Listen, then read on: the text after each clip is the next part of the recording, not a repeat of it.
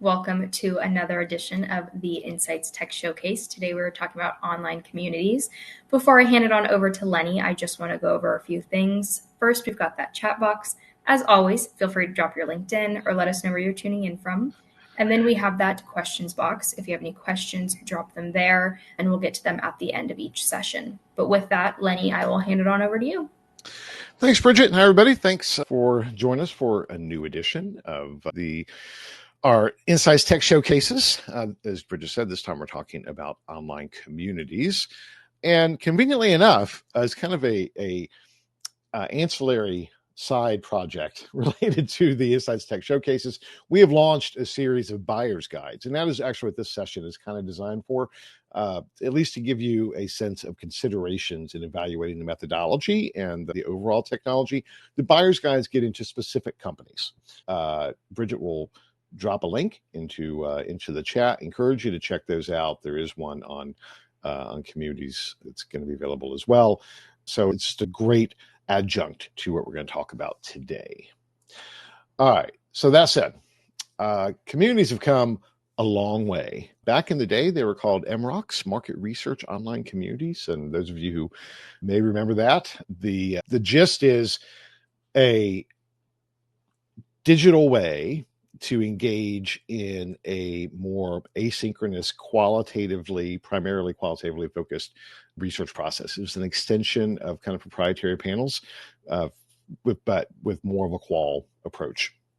And there were many companies who helped pioneer this in the early days, and it has grown as we've been tracking in Grit. It became a very mainstream approach many years ago. It's not emerging. It is a standard tool in the toolbox, and they continue to grow in capability, and we're going to talk about some of that overall. But the key thing is that it is an always available insights on demand tool, a way for you to engage in a structured way with a target population to explore topics in a different way than you would necessarily through traditional qualitative or through surveys. So there's lots of different roles here, and we see communities being used by all of these, by marketers and brand managers, so they get direct customer feedback, they get quick polls, micro surveys. As usual, I'm not going to read all these slides. I just want to give you a gist. Business leaders and executives, if they need quick decisions, talking to a specific population of, let's say, advisors or influencers, that's a common tool. Data scientists in incorporating this to add more nuance and depth to other types of data that they have as well.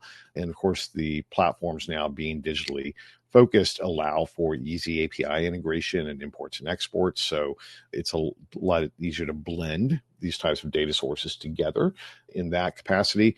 Since CX used an awful lot, particularly in UX, to be able to test new concepts and new designs, usability research. What all of these have in common is that the community platforms themselves have a variety of tools that, regardless of the use case and regardless of the users, make it easy to engage with a specific population on topics that are important to you that, again, may not fit neatly from a time or expense standpoint within the kind of traditional qual and quant paradigm. It blends the two. Often it's asynchronous versus synchronous, so it allows for an ongoing engagement with the population on whatever the topic is that you're trying to explore. So there's a few different ways to think about the community types. If we bucket it up into two big categories of public customer communities, there's social media communities. That happens, Facebook groups, for example, is one way to do that. Customer support communities that are involved more within kind of the CX world.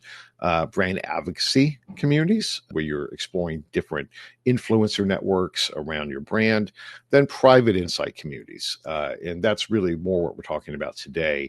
Those are generally kind of full service insight community providers. Companies like in the early days, Communispace was one of the really pioneers of this back in the day. Also companies like Recollective, they've been doing this a long time and building these kind of enterprise full service community solutions. You're going to see a lot of other companies here as well today that do that. I'm just calling them out because they've been around forever in doing those things. There's self-service insight community platforms increasingly now as technology gets more and more advanced that enables researchers to do this without the need to hire external researchers to do that. And then there's pop-up community tools. There are solutions that rather than investing in, let's say, a year-long community, that you pop up, go through a specific scenario for a week, 2 weeks, 30 days, whatever, and then let the community go. So lots of different ways to think about this.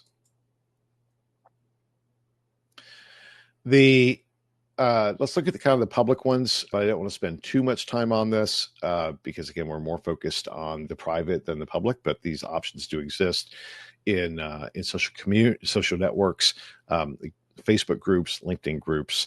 I think some of the other social platforms have this as well, Reddit communities as well. And those are very different because you're obviously working within, rather than a custom recruited population, you're kind of drawing people in off of the social networks. There's certainly trade-offs in terms of the tools as well, but it is, in some circumstances, a very convenient and effective way to be able to engage with people. The customer support communities, those generally are involved with kind of product support and Q&A forums. So the example could be, on your website, if you're crowdsourcing ratings and reviews, Amazon has that capability. I don't know about you, but I occasionally get requests from Amazon to answer questions about my experience with specific products. That would be an example. And then the brand advocacy communities, where you're kind of an ambassador. You see that often in platforms like Instagram or TikTok, and building it around those influencers or the specific brand of products that are really designed for advocacy, but they do have an insight function as well. The full service insight community providers is what most people are going to be familiar with, and the companies that you're going to hear from today are more on this side of the street. These are either platforms, technology, that have some level of service, and that's going to be a spectrum from do it with you, do it yourself, do it with you, do it for you. And there's lots of different user bases, typically kind of senior insights managers or brand research directors. And the core difference here is because of the investment in the technology itself, and in recruiting, they tend to be longer term. There may be subsets of a population that you engage in shorter term exercises, but overall, this is an investment in an ongoing relationship with the respondent population. So the DIY platforms have come a very long way. Back in the day, I'm going to date myself here and looking at some of the early companies, it was pretty complex, and it required a pretty significant time and energy resource to be able to do these things, to create exercises. That's not the case now. A lot of it is plug and play, and we haven't even gotten into AI yet. In those kind of DIY components, usually there are in-house market research managers or research operations specialists that are tasked with managing those. A lot of concept testing, creating feedback loops, early stage ideation. Those are perfect use cases. Customer experience tracking. Again, if you want to have an ongoing dialogue of folks outside of kind of your traditional CX, customer satisfaction survey approach, those are all standard use cases within self-service insight communities. The pop-up communities, diary studies, good example of that. Examples of product experience, product testing, those would all be examples of that. You're rolling out something new and you want to get feedback. I've seen it for restaurants testing new menus where they would pop up and go through that process. The technology is dedicated, but the community itself, again, is generally short-term. Researchers, insights consultants, those would be examples of engaging with pop-up communities. Really good for innovation sprints or diary studies. And if you want to get a deeper dive, again, outside of a synchronous qualitative solution or a synchronous survey, to add more depth and nuance on whatever the topic is. So for full service, obviously it's turnkey, right? People are going to do this for you. But as you're engaging with people, that's going to add costs. So it's high quality. There's less burden for client teams. They're generally purpose built. So, it's a plug and play solution where they're going to do it all for you. But it is going to be more expensive. There can be less direct control for client, maybe less agile for quick changes. You're going to need to figure out what is right for you in the spectrum of, do you want someone else to do all the work for you, or in self-service, do you want to do more of the work yourself, with occasionally having the option to offload some of that to a team that's dedicated. Most of the platforms have some service capability as well, so keep that in mind. You're not necessarily stuck, but that is something to consider in evaluating the platform. So is it purely DIY, or is there a service capability involved? In that case, it's going to require internal investments of time and resources. It's going to be a learning curve, internally utilizing your own resources. For pop-up, again, it's quick, it's agile, it aligns more towards a specific one-off project that can be a little more to manage if you're trying to do it yourself. If you're outsourcing it, then it looks a little more like a traditional study. It is not longitudinal, so be aware of that. Of course, there's always going to be recruitment as if you were recruiting for a new focus group or a new survey. And generally, they're not as quant heavy. So there's some that have quantitative capabilities, have internal survey capabilities. But in general, the tools tend to be more exploratory, more qualitative in nature than survey based. So a couple things you need to keep in mind here. In any of these, there's going to be recruitment and onboarding. There's going to be member management and profiling. There's going to be a variety of engagement tools, and that is important to reduce churn. You don't want to spend the money to recruit and then lose half the population if you're doing something long term. So you have to keep people engaged, and there's tools to do that.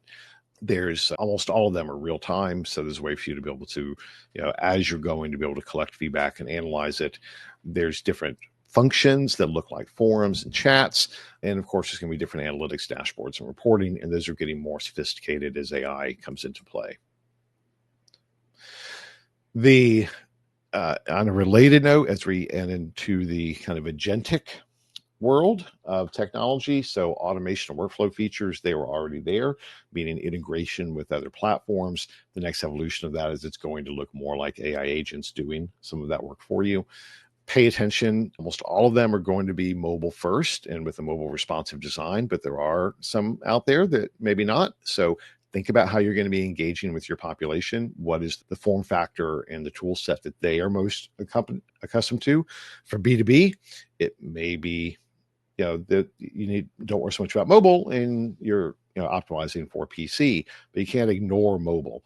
For consumers, it's more than likely going to be mobile. So that has impact in thinking about the tasks and in structure. So factor all of that in. How much you're going to use multimedia. Excuse me, I'm so sorry. Almost everything uses some type of video.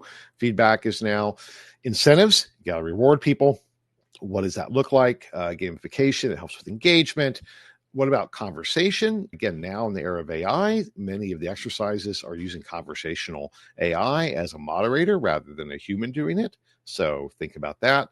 Security, privacy control, big deal. If you're capturing personal information, let's say you're doing a community on a sensitive topic or health, then you want to make sure that you're being compliant and that it has all of the underlying data infrastructure and security concerns to make sure you're keeping people's data private. You may remember years ago, there's somebody who was piggybacking off of a private healthcare forum for disease sufferers and engaging with them in that population and also scraping their data. And it was a big to-do. I won't name the name of the company that got busted for it, but they got sued. So just pay attention. Scalability, are you going to you want to do it globally, or are you just going to do it within a specific population? If it's global, how about language support? And how does this fit within a larger tech stack within your organization? AI. I mean, it's all of this has gotten easier, cooler in a lot of ways, not just the research automation, but the enhanced moderation and support, AI-led first conversations, the analysis of qualitative data, massive improvement. So engaging in any type of unstructured data, whether it's video or images or voice or text, the ability to analyze that with tons of different enhancements and bells and whistles, utilizing AI, big improvement, which opens up scale, where before you may have to consider, oh my God, I only want to talk to 20 people because I don't have to analyze 100 videos. Well, now, you know what? Analyzing 100 videos, no big deal at all. So it really is unlocking scale and capability from that standpoint. The not just video analytics, but also voice analytics, also facial coding, all of those capabilities are built in as well. You can personalize more effectively than having a human moderator having to do it. And then, of course, it can feed into your overall tech stack. So think about the community as a source of data that is building within your own proprietary LLM ecosystem, your own data repository that's not just locked into one platform now, but is connected to a much broader system of intelligence across the organization. That's where we are, and it's pretty exciting. So, next frontiers. Well, anytime I do this, I think, oh yeah, I got a handle on what's going to happen, until I read the news and then realize that who the hell knows? It's something that could be radically different here soon. But I think it's safe bets that we're going to see continual integration with other tools. Again, the agentic component is going to drive that. Passive data and behavioral analytics, synthesizing these things. So let's say your community is an app that is run on somebody's phone. That app may also capture, with their permission and with their compensating the respondent, other components of their behaviors on their mobile devices, maybe their browsing behavior. The AI makes the management overhead less, so it's less of a heavy lift on kind of the project management components, and you can focus your resources more towards design and analysis. The user experiences are getting better and better overall. These integration, who knows what that looks like, scalability and sample augmentation.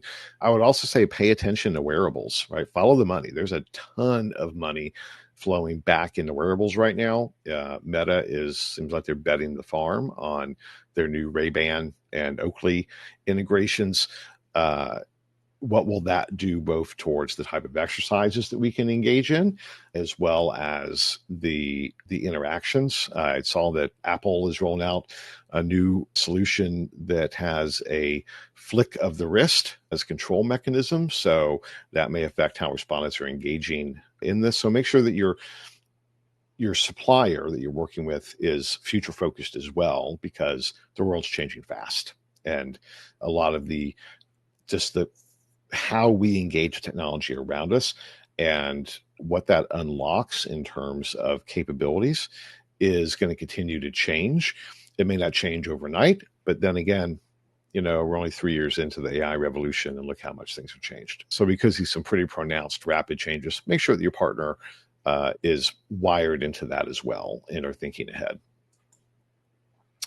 So finally, it really is communal. And I think that's important. They're not the exception and they're not the rule, but they are a standard tool. They are, I can't think of any companies that I know off the top of my head that don't have a variety of community solutions that we've just covered as part of their tool set and aren't normally engaging with them. What's more important? Right? Do you want that community feel? Do you want people that are engaged in that whole process, or always on insights? They can be absolutely the same thing, but there are other ways to get to the always on insights as well. Participants, we live in a very fragmented ecosystem right now, technology and social ecosystem. And one observation that I have is that we fall prey to creating new silos and creating new echo chambers. That may be appropriate based upon your needs. It may not be. So factor into that. Make sure that you're paying attention to whether you really want a focused and siloed approach, or if you're trying to build a broader community. And there are some out there that are thousands of people that are very diverse and very dynamic, and allows for that growth. So people are not just kind of stuck in one particular silo. Think about that. And there's just going to be a lot of new technology, new data sources, more collaboration that helps reinforce all of this. So those are all the key considerations to take into your evaluation of potential partners. Hope this is helpful. You'll get a copy of the deck. I know I went through a whole lot really quickly. And that's it for this edition of the Insights Tech Showcases. I'll talk to you again soon. Bye-bye.